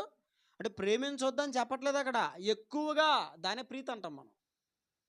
ఎక్కువగా ప్రేమించేవాడు నాకు పాత్రుడు కాదు, దేవుడు చెప్పేశాడు. కనుక నేను చెప్తున్నాను, ప్రేమించండి, ప్రీతి పెంచుకోవద్దు. ఈ రాత్రి దేశ లోక అన్య సంబంధమైన నియమాలు విడిచిపెట్టాలి. రెండవది ప్రీతిని విడిచిపెట్టాలి, ప్రీతిని విడిచిపెట్టాలి. మూడవది అక్కడ ప్రభు చెప్పింది, తండ్రి ఇంటిని విడిచిపెట్టాలి. ఏం విడిచిపెట్టాలి? తండ్రి ఇంటిని విడిచిపెట్టాలి. అంటే పేరెంట్స్, ఓకేనా? దేవుడు చెప్పాడు, విడిచిపెట్టమన్నాడు దేవుడు. తండ్రి ఇంటిని విడిచిపెట్టమంటే తండ్రి నుంచి వచ్చే స్వాస్థ్యము ఏదైనా సరే. ఈ రాత్రి దేవునితో మాట్లాడే మాట ఏంటో తెలుసా? తల్లిదండ్రుల దగ్గర నుంచి నీకు వచ్చే లావాదేవీలు, కట్న కానుకలు, ఆస్తుపాస్తులు ఏమైనా సరే నువ్వేం చేయాలా? విడిచిపెట్టాలి. దేవుడి రాత్రి మాట్లాడుతున్నమాట, విడిచిపెట్టుకో. చాలామంది మాకు ఇంకా రాలేదు, మాకు రావాల్సిన రాలేదు, మాకు ఇవ్వాల్సిన ఇంక ఇవ్వలేదు, ఆస్తి పూర్తిగా రావలేదు, ఆస్తి పూర్తిగా మాకు ఇవ్వలేదు, మాకు అన్యాయం చేశారు, మాకు మోసం చేశారు. ఈ రాత్రి దేవుడు నీతో మాట్లాడుతున్న మాట ఏంటంటే, తండ్రి తదనంతరం నీకు వచ్చే స్వాస్థ్యం ఏదైనా సరే, వచ్చే విషయంలో నీకు అన్యాయం జరిగితే ఈ రాత్రి నువ్వు దాని విషయంలో ఒక విడుదలకు రా, విడిచిపెట్టేసుకో. ఇంక దాని మీద ఆశ పెట్టుకో, ఆలోచన పెట్టుకోకు. ఏదో నీకున్నది నీకు చాలు, దేవుడు నీకు ఇచ్చింది నీకు చాలు. అర్థమవుతుందా? ఎందుకో చెప్పనా? ఇప్పుడు ఆ తండ్రి ఇంటిని, తండ్రి తదనంతరం వచ్చే స్వాస్థ్యము మీద నీకు మనసుంటే, నేను చెప్తున్నాను, కలిసి వాళ్ళతో ప్రేమగా ఉండలేవు. అన్నదమ్ములతోనైనా అక్క చెల్లెలతోనైనా ప్రేమగా నువ్వు ముందుకు సాగలేవు. వాటి మీద ఉన్న మమకారం వదులుకున్నప్పుడే నువ్వు ముందుకి ప్రేమతో సాగలుగుతావు. అర్థమవుతుందండి? వదిలేసుకోవాలండి, వదులుకోవాలి. నీవు వదులుకున్న దానికంటే అధికంగా దేవుడు దయచేస్తాడు. ఇప్పుడు తండ్రి ఇంటిని విడిచిపెట్టమంటే అబ్రాహాము తండ్రిని తదనంతరం రావాల్సిన స్వాస్థ్యం కూడా ఏం చేశాడు? వదిలేశాడు. అప్పటికే అబ్రాహాము వాళ్ళ కుటుంబీకులు, వాళ్ళు కొంచెం ఉన్న స్థాయి కలిగిన వాళ్ళే, అంత దీనస్థితిలో ఉన్న వాళ్ళు ఏం కాదు. తండ్రి తదనంతరం రావాల్సిన ఆస్తి, స్వాస్థ్యం, పొలమైన, భూములైన, ఇల్లులైనా విడిచిపెట్టేసుకున్నాడు. అదే తండ్రి ఇంటిని విడిచిపెట్టుకోవడం అంటే. ఈ రోజున చాలామంది ఆస్తుల కోసం కొట్లాటలు, స్థలాల కోసం కొట్లాటలు. అవునా కదా? దేవుడి రాత్రి నీతో మాట్లాడుతున్నమాట, తండ్రి తల్లిదండ్రులు తదనంతరం నీకు రావాల్సిన ఏదైనా అన్యాయం జరిగిందా? అయితే దేవుడు ఈ రాత్రి నీతో మాట్లాడుతున్నమాట, వదిలేయి. ఏం చెయ్యి? వదిలేయి. దానికంటే దేవుడు అధికంగా ఇస్తాడు నీకు. వదిలేయి. వదిలేస్తే దేవుడు దానికంటే అధికంగా ఇస్తాడు. నలుగురు పిల్లలను పెట్టుకొని సేవకు వచ్చిన కొత్తలో మా నాన్నగారు అప్పటికే వదిలేశారు. ఏం వదిలేశారు? ఉద్యోగం, డాక్టర్ వృత్తి వదిలేశారు, వైద్య వృత్తి వదిలేశారు మా నాన్నగారు. దేవుడు సేవకు పిలిచాడు, వదిలేమన్నాడు దేవుడు. నలుగురు పిల్లలను పెట్టుకొని, అప్పుడు కొత్తగా సేవకు రావడం, నలుగురు పిల్లలతో ఫీజులు గట్ట చదువులు మేము చదువుకుంటున్నాం. దేవుడు వదిలే సేవకు రామన్నాడు. అది చిన్న విషయం అండి? వదిలే అన్నాడు దేవుడు. మా నాన్నగారు దాదాపు 3 సెంట్ల స్థలంలో కట్టబడిన ఇల్లు, కట్టేసిన ఇల్లు ఒకటి కొన్నారు అప్పుడు. అది కూడా పాడుపడిపోయింది. ఇది అంతకుముందు బిస్కెట్ కంపెనీ ఏదో ఉండేదంట అందులోని. అలాంటిది కొన్నారు మా నాన్నగారు. కొని వడ్డీలు వడ్డీలు వడ్డీలు అప్పులు చేశారు. వడ్డీల మీద వడ్డీలు కట్టడమే కట్టడమే కట్టడమే. మీకు విషయం చెప్పనా? మేము సేవకు వచ్చే టైంకి ఇంకా అప్పులు ఉన్నాయి, ఇంటి మీద అప్పులు. మా నాన్నగారు ఎంతకాలము వైద్య వృత్తి చేస్తూ ఉంటే తీరని అప్పులు సేవలోకి వచ్చాక తీరినాయి.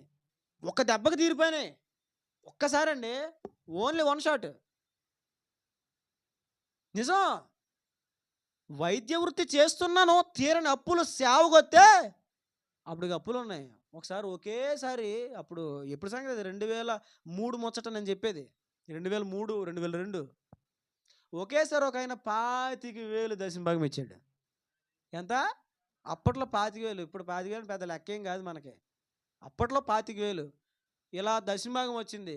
మొత్తం అప్పులు గిప్పులని కూడా ఎగిరిపోయినాయి అంతే. నేను ఎందుకు చెప్తున్నానంటే, నువ్వు వదులుకున్నావు అనుకో, నువ్వు వదులుకున్న దానికంటే 100 అంతల ఫలం ఇస్తాడు దేవుడు. దేవునికి మహిమ కలుగును గాక. పేతురు ఏమన్నాడు ప్రభుతో? ప్రభా, మేము సమస్తము విడిచిపెట్టుకుని నేను వెంబడిస్తున్నాము అన్నాడా? మేము సమస్తం వదిలేసుకున్నామయ్యా. జీవనం వదిలేసాం, జీతం వదిలేసాం, ఊరలు వదిలేసాం, దోన్లు వదిలేసాం, మా వ్యాపారం వదిలేసుకున్నాం, వృత్తి వదిలేసుకున్నాం, కుటుంబాలు వదిలేసాం, ఇళ్ళు వదిలేసాం, ఆస్తులు వదిలేసాం, అంతస్తులు వదిలేసాం, అన్నీ వదిలేసాం. మరి నీ కొరకు మేము సమస్తం వదిలేసుకున్నాం. ఏమంటే సమస్తము అనే మాటలకి ఇవన్నీ వస్తాయి. అవును, నిజమే. వాళ్ళన్నీ నేను చెప్తున్నాను, దేవుని కోసం నువ్వు దేన్ని వదులుకున్నా దానికంటే అధికంగా ఇస్తాడు దేవుడు. దేవునికి మహిమ కలుగును గాక. మోషే ఐగుప్తు సకల విద్యలను అభ్యసించాడు. వినండి, మోషే ఏం చేశాడండి? సకల విద్యలు అభ్యసించాడు. కానీ దేవుడు పిలిచినప్పుడు ఏం చేశాడు? వదిలేశాడు. సకల విద్యలను వదిలేశాడు. మాటల యందు కార్యముల యందు అతడు ప్రావీణ్యత కలిగినాడు. కానీ దేవుడు విడిచిపెట్టుకోమన్నప్పుడు వదిలేశాడు. మీరు గమనించండి, బైబిల్లో దేవుడు విడిచిపెట్టుకోమన్నప్పుడు ఎవరైతే విడిచిపెట్టుకున్నారో వారి జీవితాలను దేవుడు, వారి చరిత్రను తిరగరాసేసాడు. దేవునికి మహిమ కలుగును గాక. నీకు అది తెలీదు.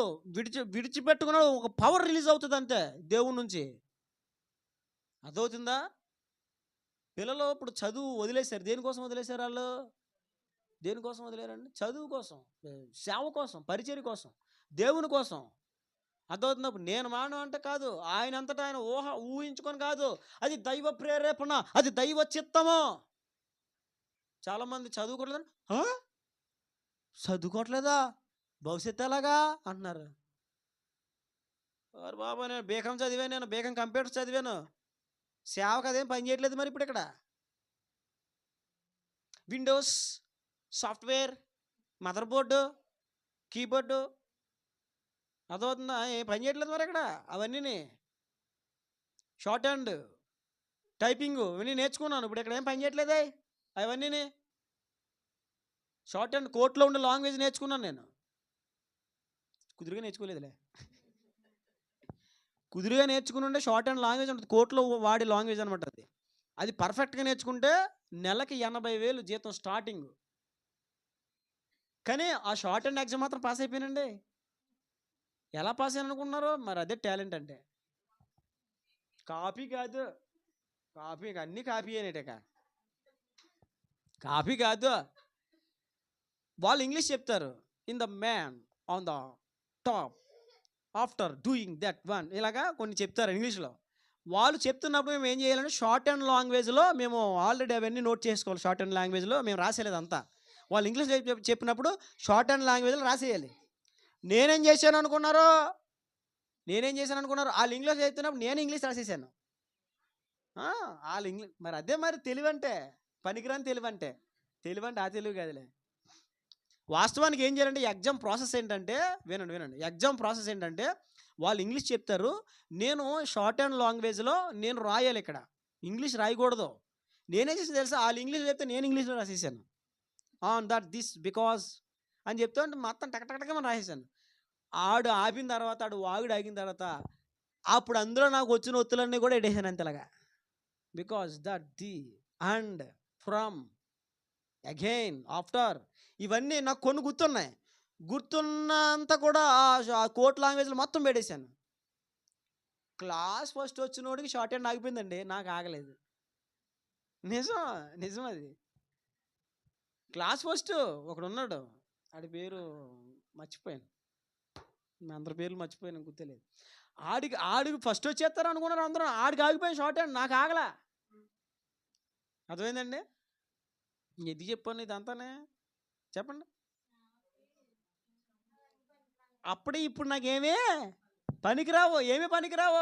ఓ టప టప టప టప టప టప కొట్టేసేవాడిని టైపింగ్. ASBF CDE కొట్టేసి టక కొట్టేసేవాడిని. ఇప్పుడు ఏమీ పని చేయాలా. నేను ఎందుకు చెప్తున్నానంటే ఒక మాట గమనించాలి. దేవుని కొరకు ఏదైనా విడిచిపెట్టుకున్నప్పుడు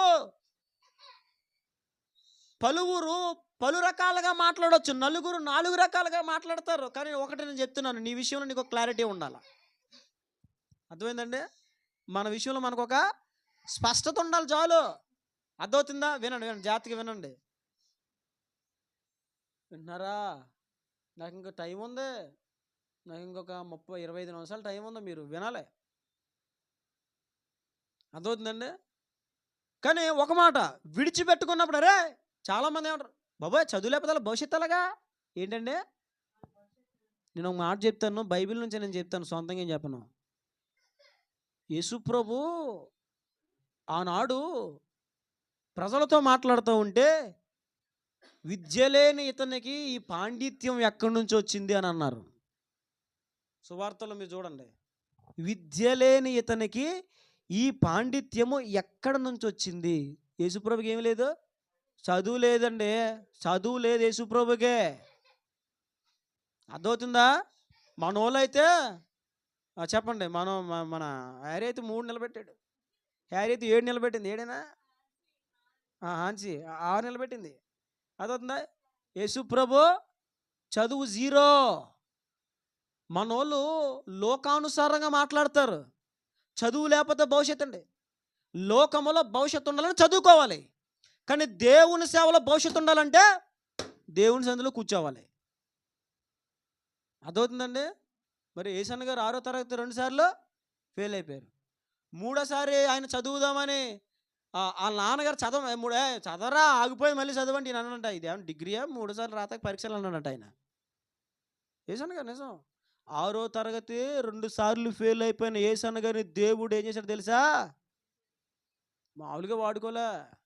కాబట్టి లోకానికి దైవత్వాన్ని కనెక్ట్ చేయకూడదు ఎప్పుడు. చదువు లేకపోతే భవిష్యత్తు ఏంటిది? దేవునిలో నీవు ఉన్నప్పుడు నీ భవిష్యత్తు అని చూసుకుంటాడు. ఒకవేళ నాకు దేవుని సేవ వద్దు, నేను చేస్తూ ఉద్యోగం చేసుకుంటానంటే అప్పుడు నువ్వు అలా చెయ్యి, అప్పుడు అలా భవిష్యత్తుని స్థిరపరచబడుతుంది, అలా సెటిల్ అవుతావు. కానీ దేవునిలో ఉన్నప్పుడు అదేమి అవసరం. నేను చదువుకున్నా, వదిలేసాను, నా సర్టిఫికెట్లన్నీ అలా ఉన్నాయి, ఇప్పటికే ఉన్నాయి నా సర్టిఫికెట్లు. ఇంటర్ డిగ్రీ ఆల్ టికెట్, తర్వాత 10th సర్టిఫికెట్లు అన్నీ ఇక్కడ నా దగ్గర ఉన్నాయి, ఇప్పటికే ఉన్నాయి, అందులో ఉన్నాయి. అంటే జ్ఞాపకార్థం ఉంచాను, అవి ఎట్టుకుని వెనక్కి వెళ్ళిపోతామని కాదు, ఆ ఎలా జ్ఞాపకార్థం ఉంచాను అంతే. దేవుడు ఎప్పుడైనా కాల్చే అంటే కాల్చేస్తాను అంతే. ఇంకా దేవుడు చెప్పలేదు ఏసే నిప్పనడంకో వేసేస్తాను అంతే, నాకు అవసరం లేదా. దేవుడు ఏది వదులుకోమన్నా ఏం చేయాలా? వదులుకోవాలి. ఇప్పుడు మోషే ఏం చేశాడు? సకల విద్యలన్నీ వదిలేసి. మీకు ఒక పాయింట్ గమనించండి. ఇప్పుడు మోషే ఐగుప్తు సకల విద్యలను అభ్యసించినాడు కదా, జాతక వినాలి. సకల విద్యలు అభ్యసించినాడు కదా, సకల విద్యలు అభ్యసించాడు. అంతేకాదు మాటల యందు కార్యములందు అతడు ఎవరో చెప్పండి? ప్రావీణ్యత కలిగినోడు. మరి సరే, ఇంత ప్రావీణ్యత కలిగినోడు కదా, న్యాయం తీర్చినప్పుడు ఎందుకు సరిగ్గా తీర్చలేకపోయాడు? న్యాయం తీర్చాల్సిన సమయం వచ్చినప్పుడు ఎందుకు సరిగ్గా న్యాయం తీర్చలేకపోయాడు? ఒకటి చంపేశాడు ఎందుకు? మొట్టమొదటగా న్యాయం తీర్చే క్రమంలో ఒక హెబ్రీయుడు ఒక ఐగుప్తుడు దెబ్బలాడుకుంటూ ఉంటే ఐగుప్తుని చంపేసి ఇసుకలో పాతిట్టేశాడు కదా, అప్పుడు ఈ విద్యా ప్రావీణ్యత ఏమైపోయిందని అడుగుతాను నేను. దేవుని సేవకి లోక సంబంధమైన చదువుతో పని లేదు. ప్రభు ప్రేరేపిస్తున్నారు చెప్తున్నాను. మరి లేదు, ఒక వ్యక్తిని దేవుడు వాడుకోవాలి. చిలకలూరు పెట్టప్పుడు శాలిం రాజు గారు పరిచయం చేస్తున్నారు. ఆయన ఏం చదువుకున్నాడు? అర్థమైందండి? బోల్డ్ మంది ఉన్నారు. మా తాతయ్య గారు కూడా ఫెయిల్ అయిపోయినోరులే. మా తాతయ్య గారు కూడా అంతే, 6వ తరగతి ఫెయిల్ అయిపోయి మానేశారు, చదువు మానేశారు. అర్థమవుతుందా? బళ్ళో మాస్టర్ని పలకతో కొట్టేసి నెత్తి మీద వచ్చేసారు మా తాతయ్య గారు. నిజం, పలకట్టుకుని నెత్తి మీద కొట్టేసి మాస్టర్ని పరిగెత్తుకు వచ్చేసారు మా తాతయ్య గారు. మళ్ళీ బడికెళ్ళా,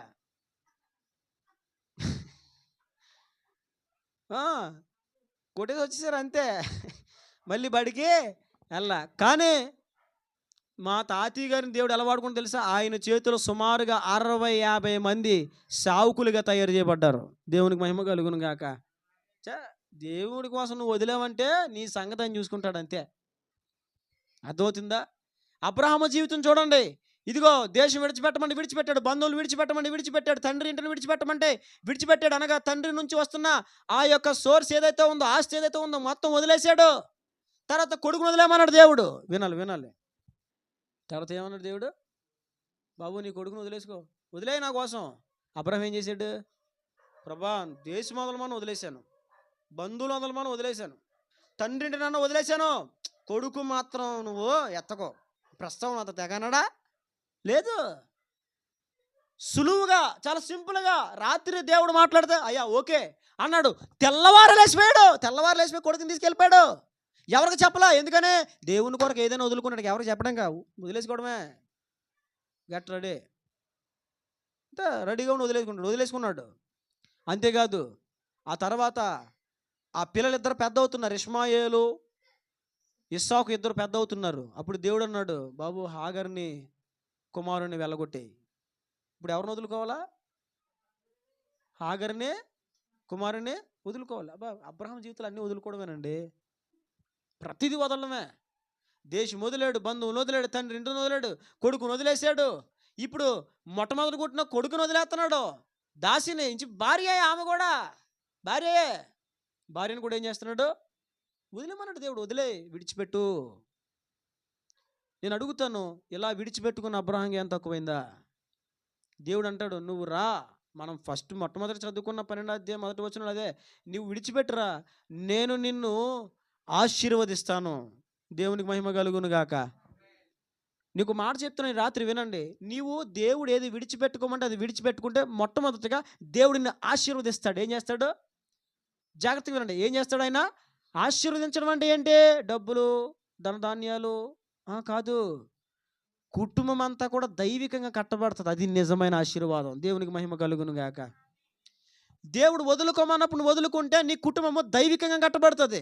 నీ కుటుంబంలో తాగుబోతులు ఉండరు, తిరుగుబోతులు ఉండరు, పాపులు ఉండరు, అందరూ రక్షణ పొందినలా ఉంటారు. రక్షణ పొందిన కుటుంబము యొక్క సమూహమే, సమ్మేళనమే ఆశీర్వదించబడిన కుటుంబం. దేవునికి మహిమ కలుగును గాక. ఏ కుటుంబం ఆశీర్వదించబడిన కుటుంబం చెప్పండి? ఇద్దరు మందిరంకి వెళ్తారు, ఇద్దరు రారు. నలుగురు వెళ్తారు కానీ అందులో ఒకడు తాగుతాడు. నలుగురు వెళ్తారు కానీ అందులో ఒకలేమో మాట ఎనరో. ఆశీర్వదింపబడిన కుటుంబమా? దేవుడు నువ్వు విడిచిరా, నేను ఆశీర్వదిస్తాను. నిజంగా ఆశీర్వదించాడు దేవుడు. అబ్రహాం ఇంట్లో రక్షణ లేని మగోడు ఒకడు లేడు. తన ఇంట పుట్టి అలవరచబడిన పాలేరులో వెండితో కొనబడిన వారు, అతనికి పుట్టిన ఇస్మాయేలు, ఇస్సాకు అందరూ కూడా సున్నతి పొందిన వాళ్ళు, అనగా రక్షించబడిన వారు. దేవునికి మహిమ కలుగును గాక. ఇది ఆశీర్వాదం. ఇలాంటి దైవికపరమైన ఆశీర్వాదం. ఇంకా దైవికపరమైన ఆశీర్వాదం అంటే ఏంటంటే రక్షణే కాదు, కుటుంబంలో నెమ్మది, ఐక్యత, సమాధానము, శాంతి, ఏలుబడి చేయడం. ఇది దైవికపరమైన ఆశీర్వాదం. అన్నీ ఉండే ఐక్యత లేకపోతే అది ఆశీర్వదింపబడిన కుటుంబం కాదు. అన్నీ ఉండే సమాధానం లేకపోతే అది ఆశీర్వదింపబడిన కుటుంబము కాదు. ఏది ఆశీర్వదింపబడిన కుటుంబం అంటే కుటుంబంలో నెమ్మది, ఐక్యత, సమాధానము, శాంతి, రక్షణ ఇవి ఉంటే అది నిజముగా ఆశీర్వదింపబడిన కుటుంబం. మామూలుగా ఆశీర్వదింపబడిన కుటుంబం ఆర్థికపరమైన ఈవులు పొందిన వారే నిజంగా ఆశీర్వదింపబడిన కుటుంబాలు అయితే, ఆ రోజు రాత్రి ఇంత ఆస్తిని తీసుకొస్తున్న యాకోబు, నీవు నన్ను దీవిస్తేనే కానీ నేను నిన్ను పోనివ్వనని అడగడం.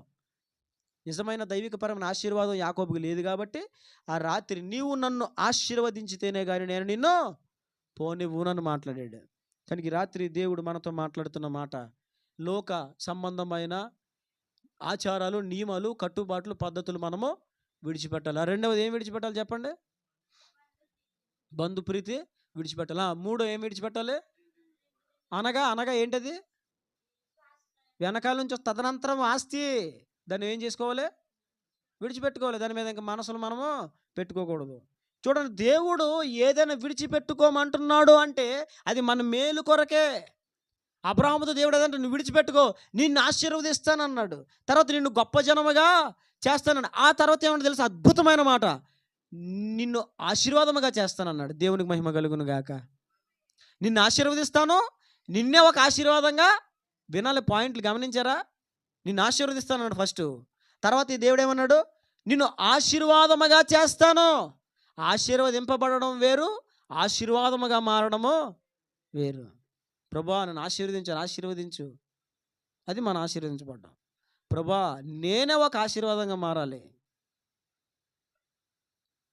అబ్రహాము ఆశీర్వదించబడ్డమే కాదు, అతడే ఒక ఆశీర్వాదము. దేవునికి మహిమ కలుగును గాక. అతడే ఒక ఆశీర్వాదం. అనేకులకు అతడే ఒక ఆశీర్వాదంగా ఉన్నాడు. అర్థమవుతుందా? కొంతమంది కొన్ని కుటుంబాలకు ఆశీర్వాదకరంగా ఉంటారు. వారు చేసిన ప్రార్థనను బట్టి, వారి ప్రయాసను బట్టి వారి కుటుంబాలను కూడా చక్కగా దీవించబడతాయి. అంటే వారే ఆ కుటుంబానికి ఒక ఆశీర్వాదం. ఇప్పుడు భూలోకములోని జనములను నిన్ను బట్టి ఆశీర్వదించబడితే నీవే ఒక ఆశీర్వాదముగా ఉంటావని దేవుడు చెప్పాడు. అర్థమవుతుందా? ఒక సేవకులు చెప్పారు, నన్ను ఆశీర్వదించు అని ప్రార్థన చేస్తే అది ఇంకా సండే స్కూల్ స్టాండర్డ్ అన్నాడు ఆయన. నన్ను ఆశీర్వదించు అంటే ఏంటంటే అదే సండే స్కూల్ స్టాండర్డ్. నేనే ఆశీర్వాదంగా మారాలి ప్రభా అనేది అది హయ్యర్ క్లాస్ స్టాండర్డ్. అర్థమవుతుందా? మనం కూడా ఏం చేయాలా చెప్పండి? నన్ను ఆశీర్వదించి కాదు, ఏం చేయాలి? నేను ఆశీర్వాదంగా మారిపోవాలి. దేవునికి మహిమ కలుగును గాక. దేవుడు మార్చాడు. దేవుడు అబ్రహాముతో చెప్పినట్టుగా గొప్ప జన్మగా చేశాడు, ఆశీర్వదించాడు, అతనునే ఒక ఆశీర్వాదముగా మార్చాడు దేవుడు. అందుకే ఈ రోజున అబ్రహాము సంతానం నేటికి భూమి మీద ఇంకా వ్యాపిస్తూ ఉన్నది, నేటికి విస్తరిస్తూ ఉన్నది. ఈ ఈ భూమి మీద ఇప్పటికే బహుబలమైన జనము, పటిష్టమైన సైన్యము కలిగిన దేశము అని పేరొందింది ఈ రోజున అబ్రహాము సంతానం. అర్థమవుతుందండి? కాబట్టి దేవుడు మనల్ని విడిచిపెట్టుకోమన్నప్పుడు నేను మీకు గుర్తు చేశాను కదా, మొట్టమొదటిగా దేవుడు అబ్రహాముని దేశం, బంధువులు, తండ్రిని విడిచిపెట్టమన్నాడు. లోతుని దేవుడు సొదొమ గుమొర్రా పట్టణాన్ని విడిచిపెట్టమన్నాడు. ఆ తర్వాత దేవుడు ఇశ్రాయేలును ఐగుప్తు దేశమును విడిచిపెట్టమన్నాడు. ఏం విడిచిపెట్టమన్నాడు? ఐగుప్తు దేశమును విడిచిపెట్టమన్నాడు. ఒక మాట, ఇశ్రాయేలు నిజంగా ఐగుప్తు దేశం వదిలేశారండి? వచ్చిన తంట అదే. అబ్రహామును వదలమన్నప్పుడు అడుగడుగును వదులుకుంటా వెళ్ళాడు అబ్రహాము. సో దేవుడు అబ్రహాముని దీవించాడు, ఆశీర్వాదముగా చేశాడు. ఈరోజున అతని ఆశీర్వాద ఫలం మనం కూడా అనుభవిస్తున్నాం. దేవుడు అదేవిధంగా ఇశ్రాయేలును కూడా విడిచిపెట్టమన్నాడు దేవుడు. కానీ ఇశ్రాయేలీలు ఐగుప్తు దేశం నుంచి బయటకు వచ్చినప్పుడు వదల్లా. అసలు దేవుడు ఎందుకు విడిచిపెట్టమన్నాడు? దాని ఆత్మీయ అంతరార్థం ఏంటి? ఐగుప్తు అంటేనే విగ్రహారాధన అని అర్థం. భయంకరమైన విగ్రహారాధన జరుగుతుంది ఐగుప్తులో. ఎక్కడ చూడు నీకు దేవుడు కనిపించడు, జీవగల దేవుడు కనిపించడు, జీవగల దేవుని వాక్కు వినబడదు. ఎక్కడ చూసినా విగ్రహారాధనే. ఈ రాత్రి అబ్రహాము జీవితం నుంచి దేవుడు మనల్ని 3 విడిచిపెట్టుకోమన్నాడు. ఈరోజు ఇశ్రాయేలు జీవితం నుంచి రాత్రి దేవుడు ఇంకో కొన్ని విడిచిపెట్టుకోమన్నాడు. అదేంటంటే మనం కూడా విగ్రహారాధన వదలాలి. మనం కూడా ఏం చేయాలి? విగ్రహారాధన వదలాలి. ఏంటి విగ్రహారాధన? దేవుని కంటే నువ్వు దేని మీద ఎక్కువ మనసు పెడతావో, ప్రాధాన్యత ఇస్తావో, ప్రేమిస్తావో అదే. చాలా క్లియర్గా వినండి. దేవుని కంటే నువ్వు ఎక్కువగా దేని మీద మనసు పెడతావో, ప్రాధాన్యత ఇస్తావో, ప్రేమిస్తావో అదే విగ్రహారాధన. జాగ్రత్తగా వినండి. ఇశ్రాయేలుని గమనించండి. ప్రభు చాలాసార్లు చెప్పారు, విడిచిపెట్టండి, జీవముగల దేవుడని నన్ను మీరు అనుసరించండి. మీ మధ్యలో మహత్కార్యాలు, సూచక్రియలు జరిగించిన నన్ను మీరు ఆశ్రయించనని దేవుడు ఎన్నోసార్లు ఇశ్రాయేలీలతో మాట్లాడితే వాళ్ళు ఏం చేశారు తెలుసా? నడుస్తూనే ఉన్నారు, కానీ ఆ పాత విగ్రహారాధన మానలేదు. ఏమనలేదు? నువ్వు వదిలినప్పుడు దేశం విడిచిపెట్టమంటే అర్థం ఏంటి? కంప్లీట్గా వదిలేయాలన్నీ. విగ్రహారాధన. ఈ రాత్రి దేవుడు మనతో మాట్లాడుతున్న 4వ మాట, విగ్రహారాధన మనం విడిచిపెట్టాలి. ఏం విడిచిపెట్టాలి చెప్పండి? విగ్రహారాధన అంటే ఏంటి? దేవుని కంటే నువ్వు దేనికి ఎక్కువగా ప్రాధాన్యత ఇస్తున్నావో, ప్రాముఖ్యత ఇస్తున్నావో, ప్రేమిస్తున్నావో, విలువగించుతున్నావో దాన్ని నువ్వేం చేయాలా? విడిచిపెట్టుకోవాలి. అదే విగ్రహారాధన. ఈ రాత్రి ఆలోచించు, దేవునికి మించి ఎక్కువగా దేనికి ప్రాధాన్యత ఇస్తున్నావు? ఉదయం లేవగానే ఎవరికి ఎక్కువ ప్రాధాన్యత ఇస్తున్నావు? నీ జీవితంలో ఎవరిని ఎక్కువగా ప్రేమిస్తున్నావు? అబ్రహాము జీవితంలో అబ్రహాము కేవలం దేవుణ్ణే ప్రేమిస్తున్నాడు అని రుజువైపోయింది. ఎందుకని? కొడుకునేమంటే ఇచ్చేసాడు. అవునా? ఇచ్చేసాడు.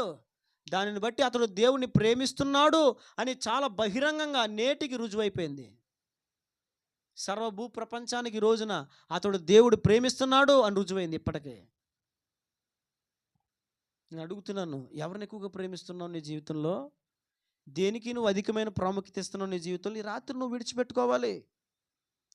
దేవునికి కంటే నువ్వు ఎక్కువగా దేని మీద మనసు పెట్టుకుంటున్నావు అదే విగ్రహారాధన. చాలామంది మనసు దేవుని మీద పెట్టరు. ఎక్కడ పెట్టరండి? మనసు దేవుని మీద ఉండదు. మరి దేని మీద ఉంటుంది? ఎప్పుడు ఫోన్ నొక్కుదామా, ఎప్పుడు బయటికి వెళ్దామా, ఎప్పుడు తిందామా, మనసు దేని మీద ఉంటుంది మనకి?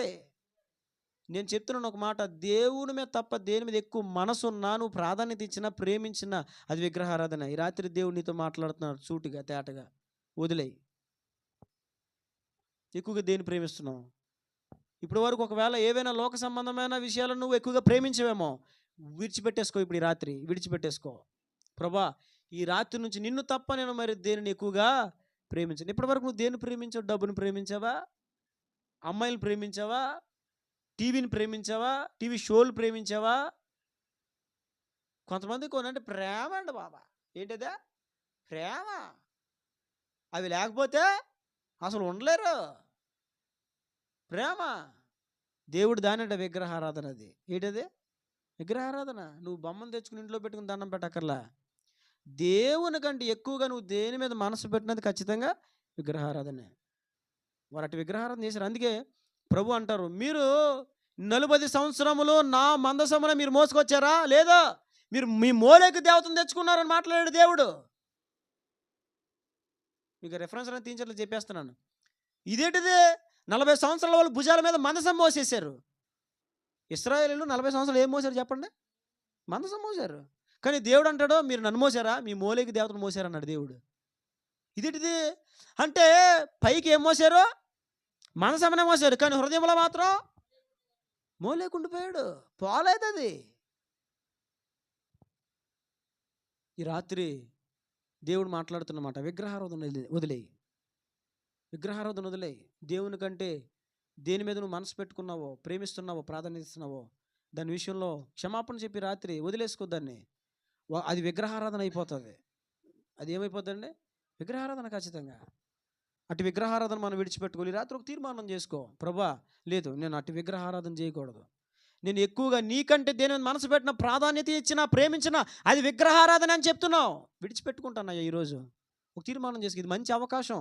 ఈ సంవత్సరం చివరి రోజు, చివరి రాత్రి ఇది మనం విడిచిపెట్టుకోవడానికి దేవుడు మనకి ఇస్తున్న మంచి అవకాశం. ఐగుప్తు అనగానే విగ్రహారాధన, ఐగుప్తు అనగానే భక్తిహీనత. ఐగుప్తు అనగానే ఏంటది? ఈ రాత్రి దేవుడు అడుగుతున్నాడు, భక్తిహీనతను వదులుతావా? భక్తిహీనతను విడిచిపెడతావా? ఒకరోజు ప్రార్థన మళ్ళీ 10 రోజులు కనబడవు. నెల రోజులు ప్రార్థన మళ్ళీ సంవత్సరం పాటు కనబడవు. ఓ గంట ప్రార్థన చేసుకుంటావు, రేపు పొద్దున మళ్ళీ ప్రార్థన ఉండదు. వదులుకుంటూ భక్తిహీనతను విడిచిపెడతావా? ఎంతకాలం భక్తిహీనత జీవితంలో జీవిస్తారో ఒకసారి ఆలోచించండి. భక్తిహీనతను విడిచిపెట్టాలి. భక్తిపరుడని ఎవరంటారు తెలుసా? వాడు మానకుండా దేవుని సన్నిధికి వెళ్తాడు. పరిస్థితులు ఎలా ఉన్నా దేవుని సన్నిధిలో ప్రార్థన చేసుకుంటాడు. ఎండైనా, వానైనా, వర్షమైనా, శ్రమైనా, కష్టమైన, ఇబ్బంది, ఇరుకైనా, ఎంత బిజీ షెడ్యూల్ ఉన్నా, ఎంత వర్క్ ఉన్నా, ఎంత ఒత్తిడి ఉన్నా అతడు దేవుని సన్నిధిని విడిచిపెట్టకుండా వెళ్తాడు. వాడు భక్తిపరుడు. ఈ రాత్రి దేవుడు 5వ మాట మీతో మాట్లాడుతున్నారు, భక్తిహీనతను విడిచిపెట్టు. దేన్ని విడిచిపెట్టాలి? భక్తిహీనత. ఒక తీర్మానం చేసిన, ప్రభా నేను భక్తిహీనత కలిగి జీవించకూడదయ్యా. భక్తిహీన జీవితం నేను జీవించకూడదు. భక్తి కలిగిన జీవితం నేను జీవించాలి. బైబిల్లో రాయబడి ఉంది, యోబు గురించి ఏమని రాయబడి ఉంది? ఊజు దేశంలో యోబు అని ఒక మనుషుడు నన్ను, అతడు యథార్థవంతుడు, న్యాయవంతుడు, చెడుతనమును విసర్జించి దేవుని యందు భయభక్తులు కలిగిన వాడు. అపోస్తుల కార్యాల 10వ అధ్యాయంలో ఏముంది? ఇటలీ పటాలమనబడిన పటాలములో శతాధిపతి అను కొర్నేలే ఒకడు కైసరయలో ఉండెను. భక్తిపరుడు. ఎవరతడు? భక్తిపరుడు అని రాయబడింది అతని కోసం. బైబిల్లో కొంతమంది భక్తిపరులు ఉన్నారు. ఎందుకు రాయబడింది? వారు ఎవ్రీడే దేవుని సన్నిధిలో ప్రార్థన చేసుకుంటారు. ప్రతిరోజు దేవుని సన్నిధిలో మోకరిస్తారు. క్రమము తప్పకుండా వాక్యం చదువుకుంటారు. క్రమము తప్పకుండా దేవుని దర్శన భాగ్యం పొందుకుంటారు. ప్రతిరోజు ప్రభువుని కలుసుకుంటారు. ఈ రాత్రి దేవుడు మనతో మాట్లాడుతున్నమాట, భక్తిహీనతను విడిచిపెట్టాలి. దేని విడిచిపెట్టాలండి? చెప్పాలి. దేని విడిచిపెట్టాలి? మనం భక్తిహీనతను విడిచిపెట్టాలి. అడుగుతున్నాడు దేవుడు. వెళ్ళిపోతుంది, ఇక టైం లేదు. ఒక తీర్మానం చేసుకో. అబ్రహాము లేక, ప్రభా అబ్రహాం విడిచిపెట్టుకుని నేను విడిచిపెట్టుకుంటాను ఆయన. నిజమే, లోక సంబంధం, నియమాలు, కట్టుబాట్లు నేను వదులుకుంటాను. బంధుప్రీతి నేను వదులుకుంటాను.